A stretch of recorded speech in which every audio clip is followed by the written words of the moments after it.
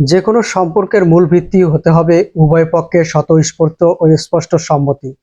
কারো প্রতি ভালোবাসা বা আকর্ষণ কখনোই অনুভূতি ছাড়া শারীরিক সংস্পর্শ, জবরদস্তি বা তার স্বাধীনতার হস্তক্ষেপ হতে পারে না। অনুভূতি ইচ্ছা বা সিদ্ধান্তকে সম্মান করে, কারো এটি নিয়ন্ত্রণ বা দখল করার বিষয় নয়।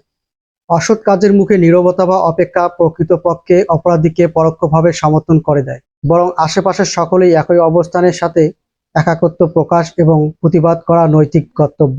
আপনার প্রতিবাদ হয়রানির শিকার ব্যক্তির পক্ষে একটি শক্তির উৎস হয়ে দাঁড়াতে পারে। তাই রাগ বা আবেগে সিদ্ধান্ত নিলে ফলাফল অপ্টেন হতে পারে।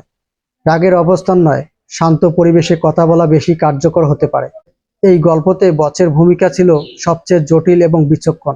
তিনি একজন শাস্তিদাতা নন, বরং একজন সংশোধনকারী শিক্ষক হিসেবে কাজ করেছেন।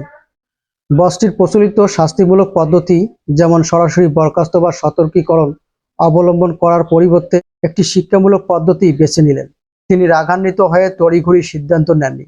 তিনি পরিস্থিতির গভীরে গিয়ে বোঝার চেষ্টা করেছেন এবং এমন সমাধান বেছে নিয়েছেন যা দীর্ঘমেয়াদী পরিবর্তন আনবে। তিনি অপরাধী ছেলেটি তার নিজের পরিবারের সদস্যের সাথে এমন আচরণ হতে দেখার মাধ্যমে তার কাজের পরিণতি সরাসরি অনুভব করার সুযোগ তৈরি করলেন। ছেলেটি যখন তার নিজের স্ত্রীর সাথে এরকম অস্বস্তিকর আচরণ হতে দেখল, তখনই সে তার নিজের কাজের ভয়াবহতা উপলব্ধি করতে পারল। এটি সরাসরি তাকে শোনানোর চেয়ে অনেক বেশি কার্যকর প্রমাণিত হলো, কারণ সে নিজের অনুভূতি দিয়ে বিষয়টি বুঝতে পারল।